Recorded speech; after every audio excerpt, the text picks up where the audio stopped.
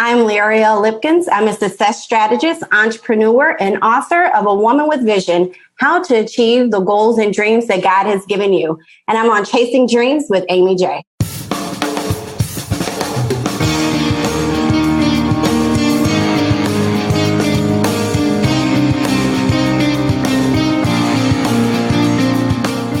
Welcome to Chasing Dreams Podcast with Amy J. Amy believes that realizing a life without regrets is achieved by taking chances, chasing your dreams, making moves, and overcoming your doubts. The Chasing Dreams podcast will help you overcome life's obstacles, believe in your potential, and inspire you to face your fears. And now here's the woman who is passionately pursuing her dreams, Amy J. Hey, Dream Chasers, this is Amy J, and thank you guys so much for tuning in to episode 194 of Chasing Dreams. Guys, first, a word from our sponsor.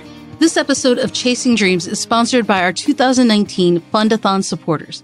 Fundathon is our fundraising efforts to keep this show on the air till March 2020.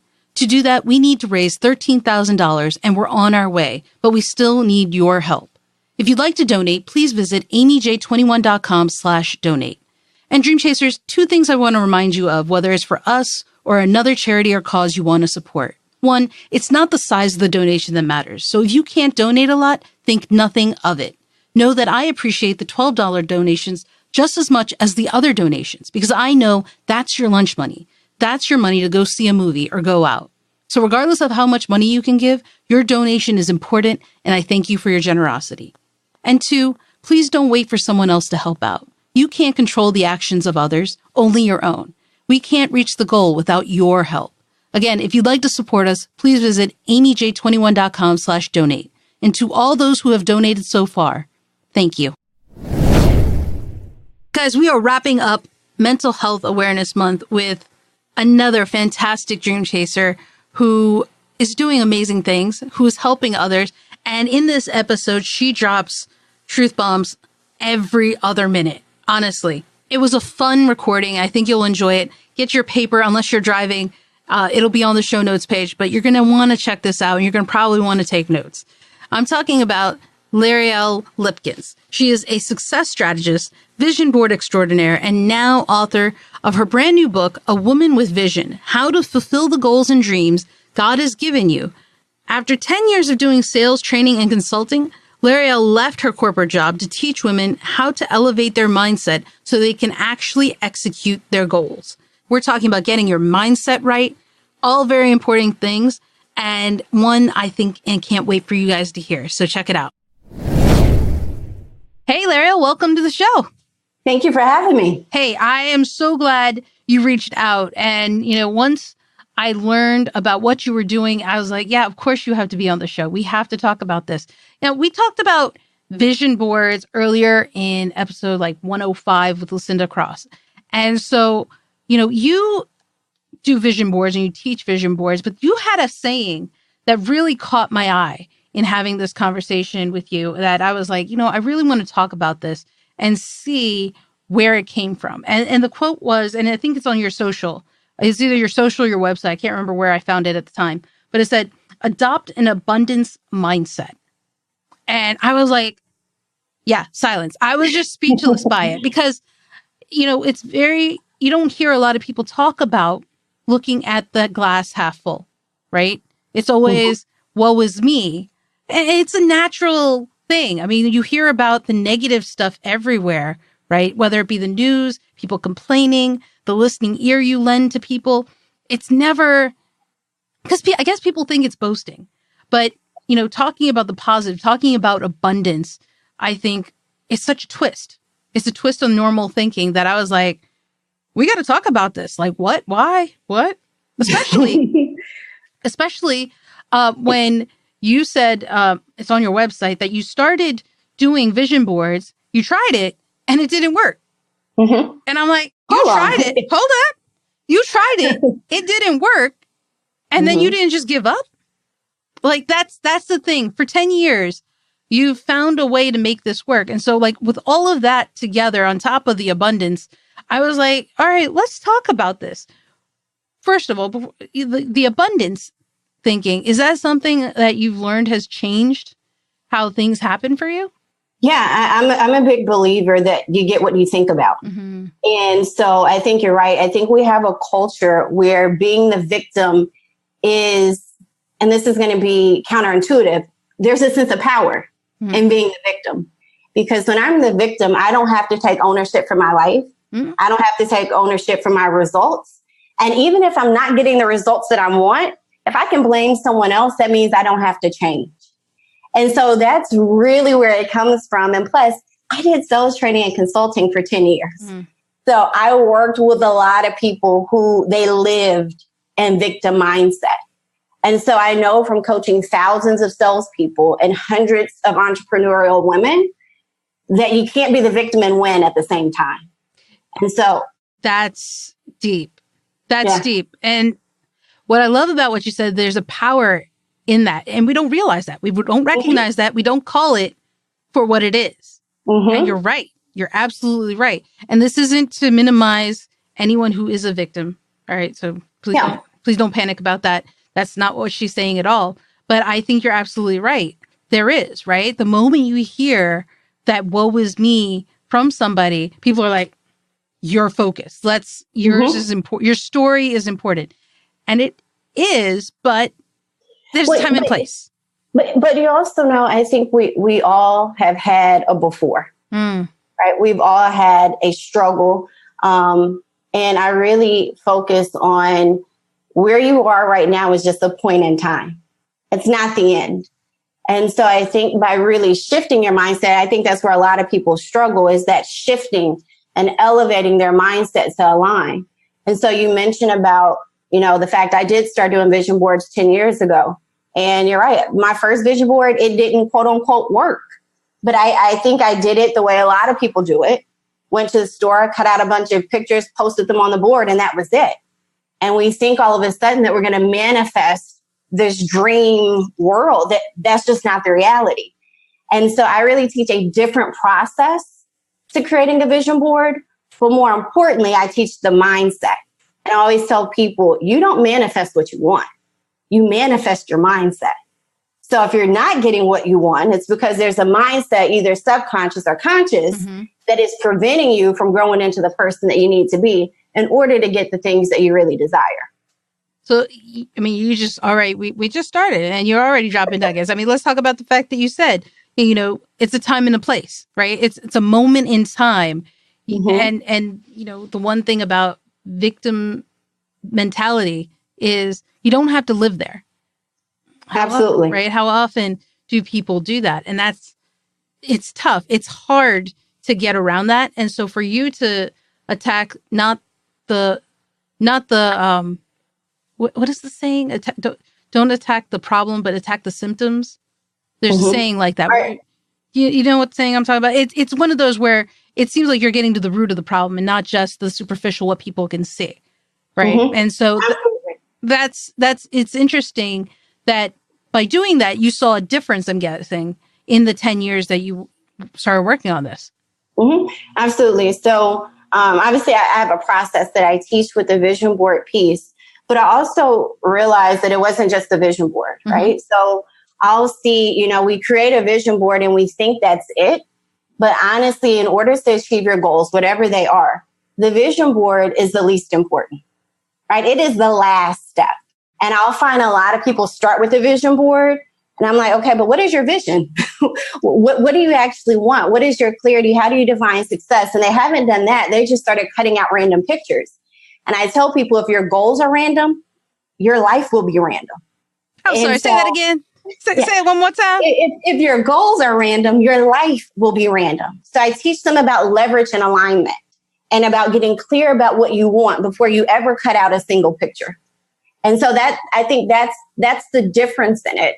And then also understanding that a lot of times our goals are bigger than who we are. And I say if your goals are bigger than your beliefs in your belief system, you're going to struggle. And so once we identify what it is that you want, we've got to elevate your mindset to be in alignment with what you want. And then we can actually create a plan, right? But a lot of times I think we miss that step. Wait, so you're saying if my goal is bigger than what I believe currently, that doesn't mean it's impossible. I just need to align my belief to the now bigger goal. Yeah, you have to outgrow yourself. And that's the thing is sometimes we are so stuck in who we are and we think we're going to be able to get it. And so what happens is I work really hard and I try to be really disciplined.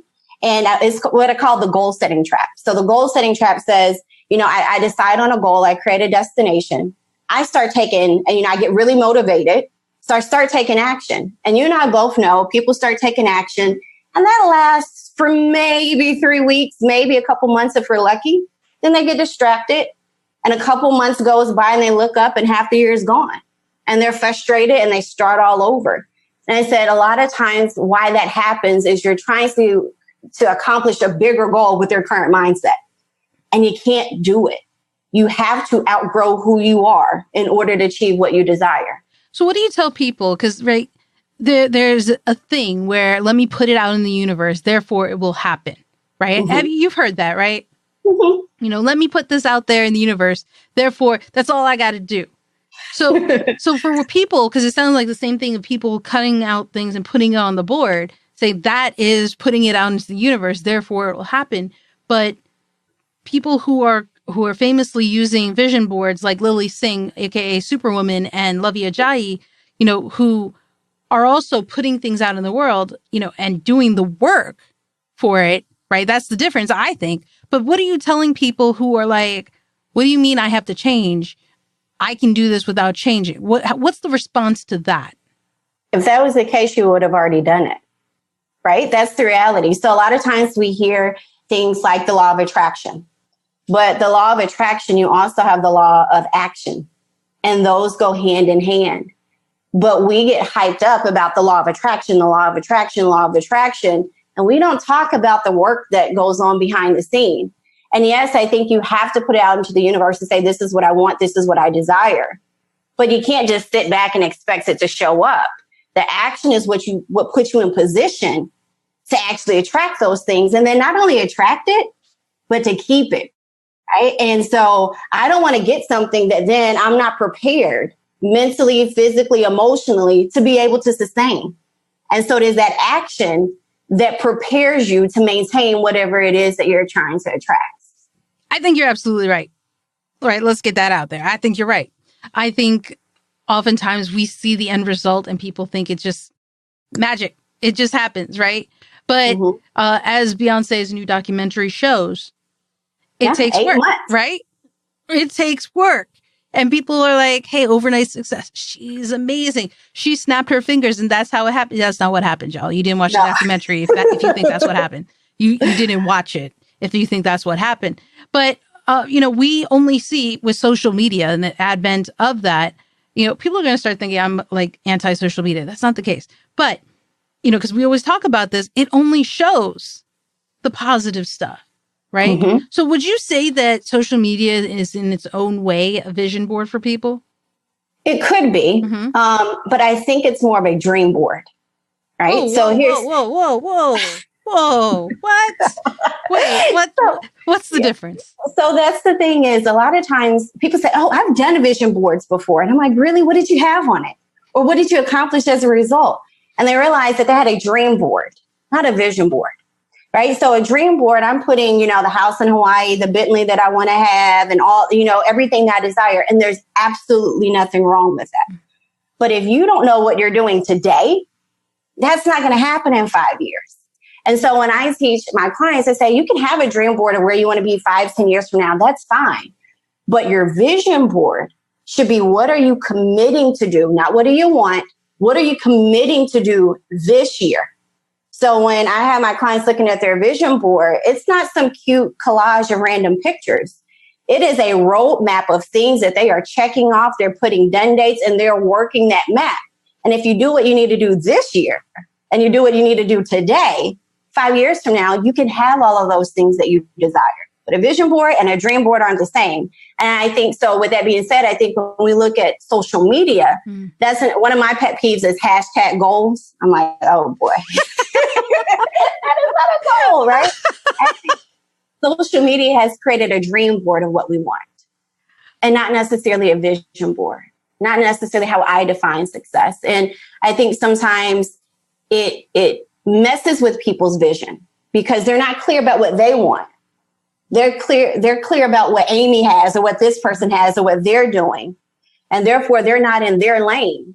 You know what I mean? So I think that's one of the challenges is maintaining perspective with social media.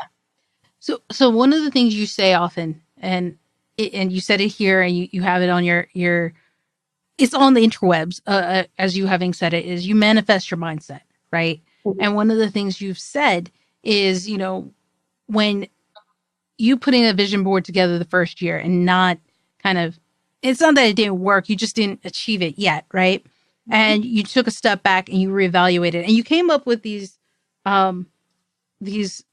don't want to call it tenets, maybe, is the thing to call it. Clarity, planning, execution, and mindset. Kind of mm-hmm. the things to focus on.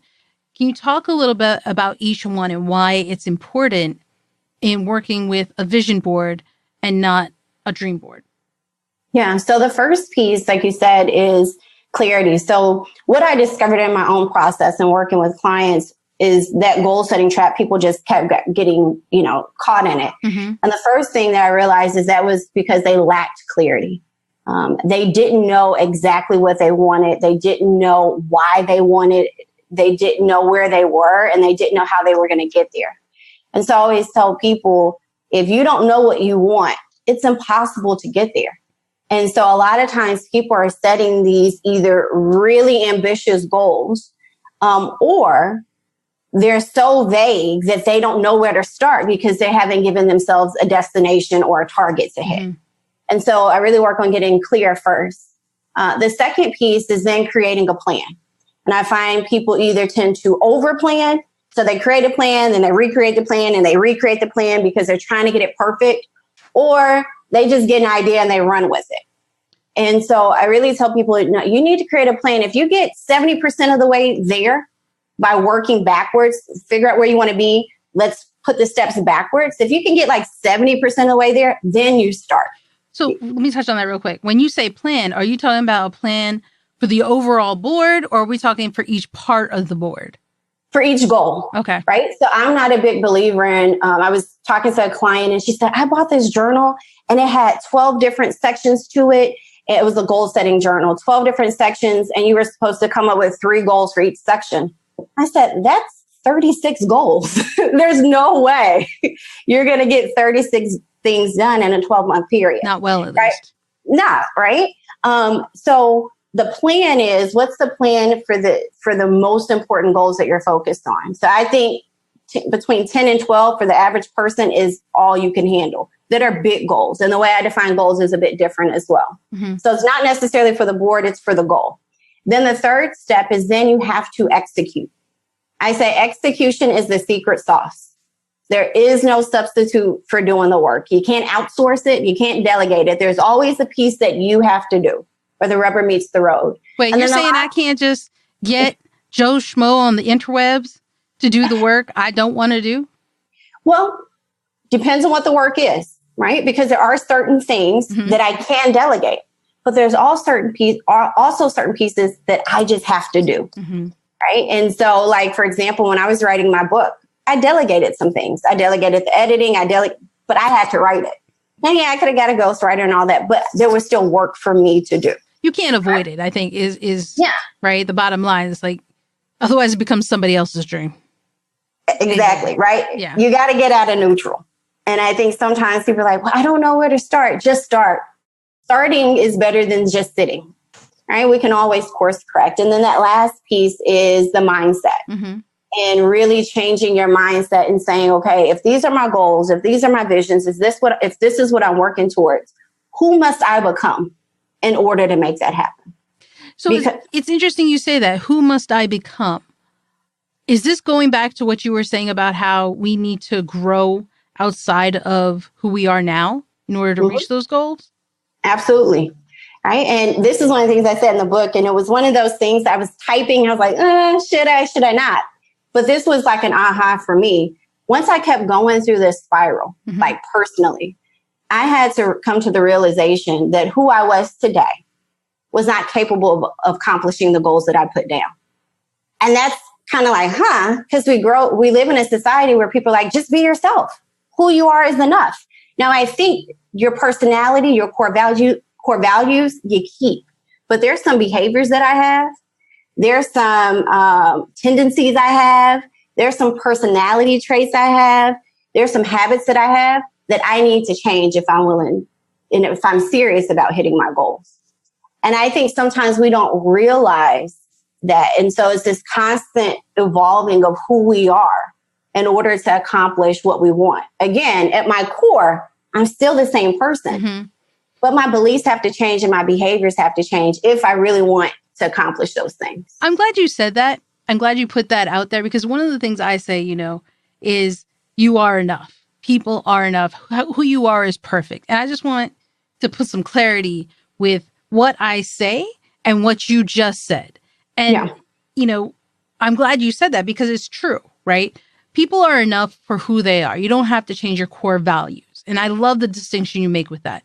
But it's like, I need 21-year-old Amy, if she wanted to become a doctor, to go to medical school. Mm-hmm. 21-year-old Amy without medical school shouldn't be operating on nobody. Right? So some work is going to have to be done. Some mindset change is going to have to be done, right? 21-year-old Amy isn't enough to be a doctor, but 21-year-old Amy with the insight to know that she needs to grow is enough, I guess. But I'm glad you make that distinction. And you know what? And here's to take that a step further. I mean, who we are as people. I mentioned this in the book. I said, you are capable and you are qualified. You have everything that you need, but we also have wisdom and we also evolve. Right. And so even when I wrote the book in 21 days. Now, I'm a person. Wait. What? Wrote the book in 21 days. But listen, I'm a person who will sit there and struggle with an Instagram caption for 30 minutes. So there were things that I had to change about me. There were things that I had to learn. There was behaviors that I had to adopt. There was a discipline and routine that I had to create in order to write that book. But who I was still the same. Right. So I tell people you have to give yourself permission to become and to evolve. And sometimes we're more committed to where we are than where we're going. Say that once more, because you're just dropping it left and right. I just need to make sure I capture this and these guys hear it. One more time for the audience. Yeah, sometimes we are more committed to where we are than where we're going.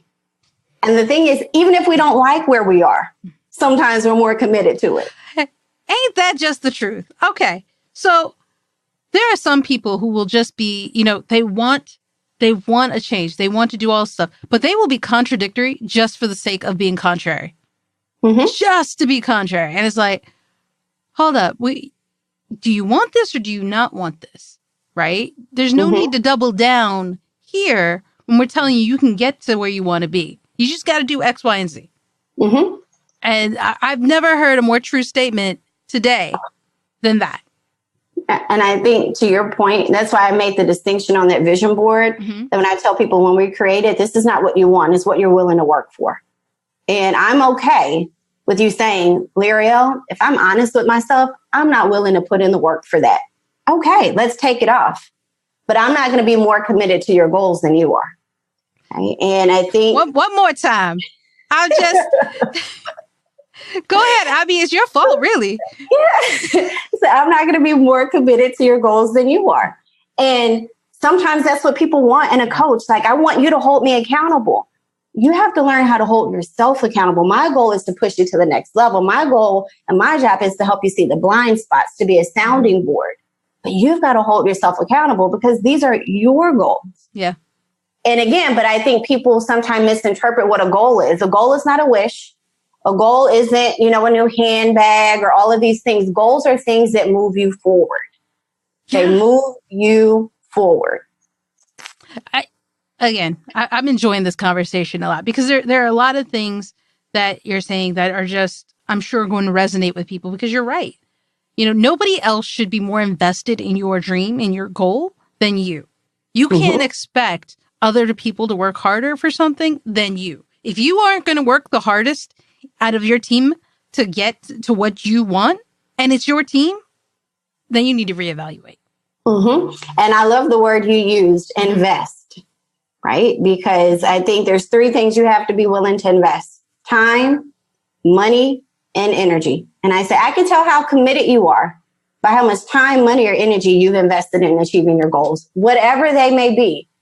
But if you're trying to do everything DIY and, you haven't invested the amount of time, the amount of money, the amount of energy, don't expect for it to happen. You can't get an ROI on an investment you didn't make, right? Did y'all hear that? Don't worry, it'll be in the show notes. Either way, either rewind it, read it, whatever. It's true.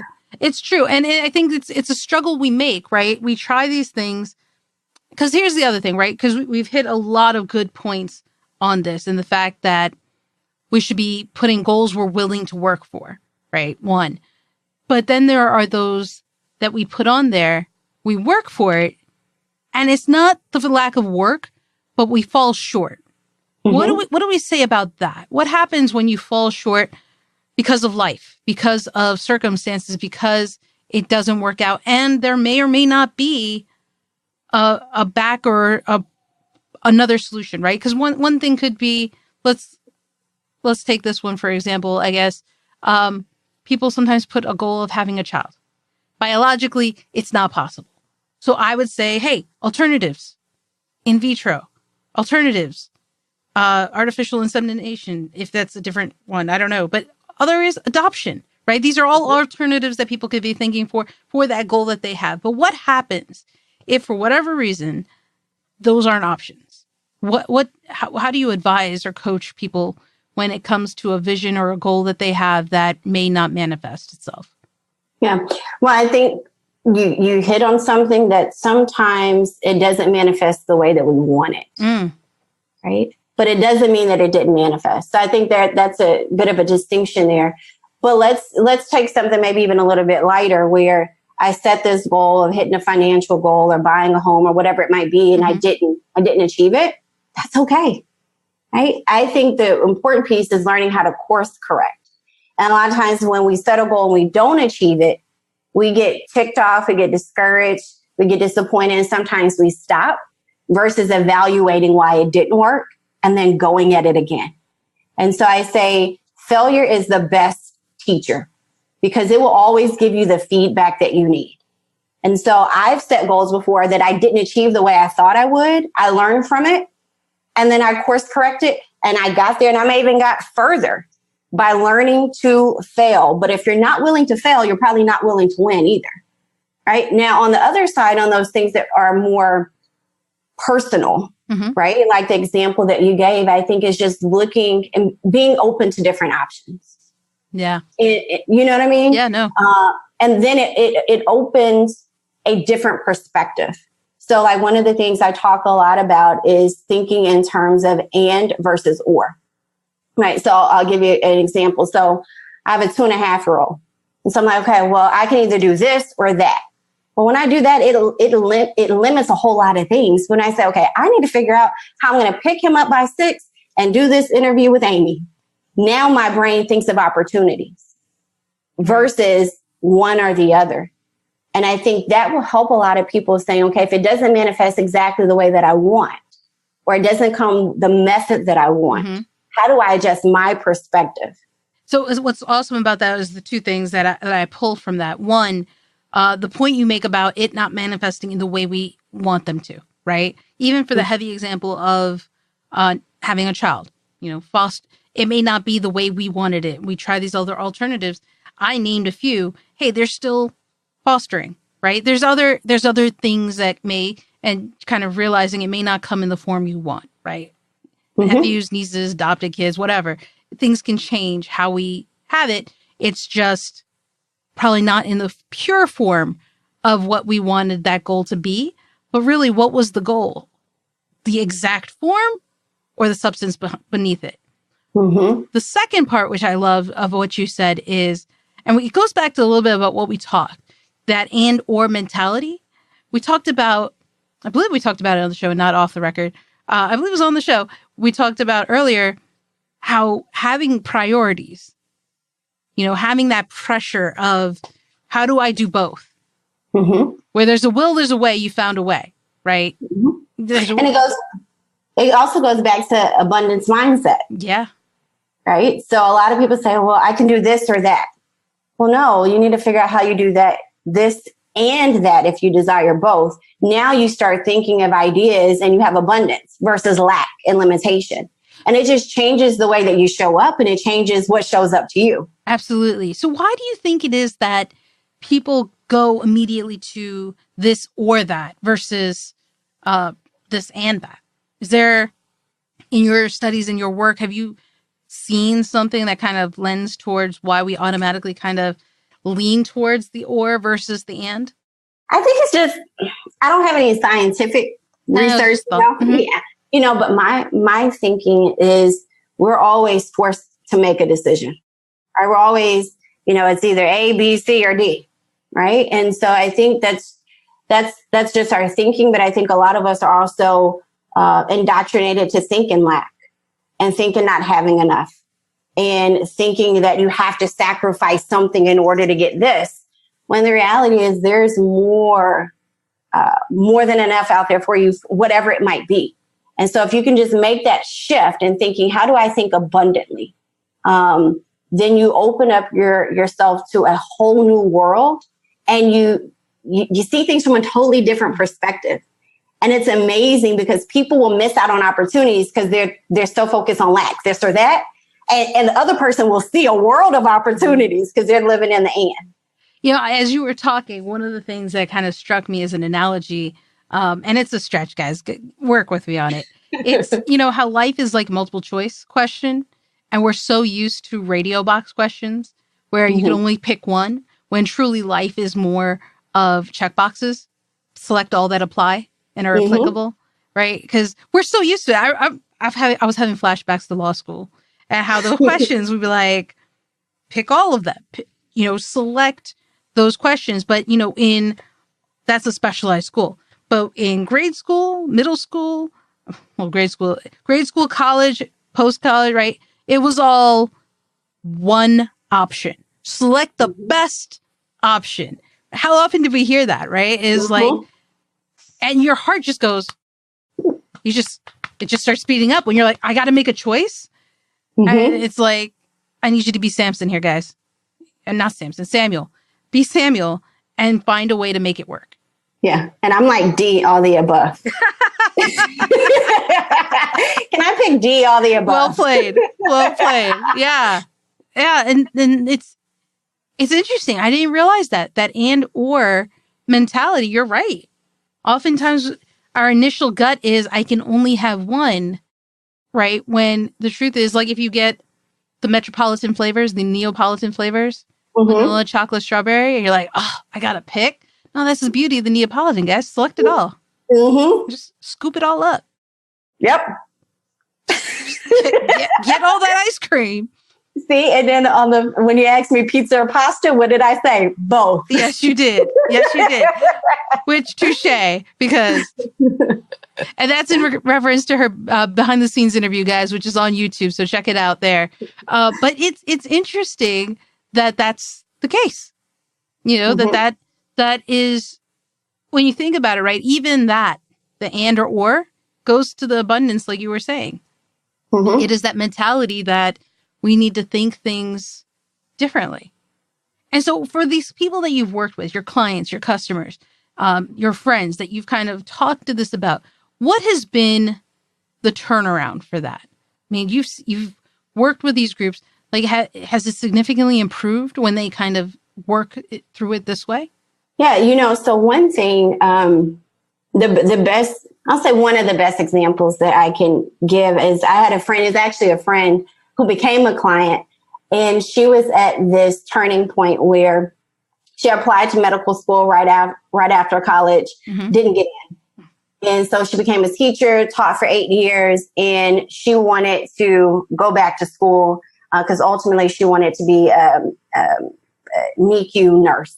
And so intensive care nurse. And so one of the things that she came to this turning point, came to one of my events just out of support, right? Just to say I'm supporting my friend, and left in tears. And she said, I made a decision that I'm going to quit my job. Now, she went home. She talked to her husband. She resigned from her job. They sold their house. Yes. Moved in with her parents. Yes, it gets better. Moved in with her parents. And for 2 years, she went, and now she's about to be a nurse.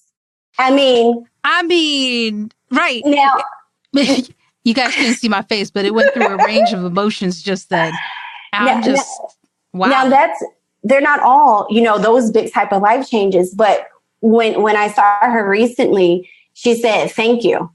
And what was so incredibly powerful about this is her father passed away recently, but she got to spend 2 years at home with her father that she wouldn't have if she didn't make the decision to go back to school, sell her house, and move in with her parents. So it's just amazing how all of those things in our lives line up. And she said, I wouldn't have been there. I wouldn't have seen them every single day had I not made that one decision.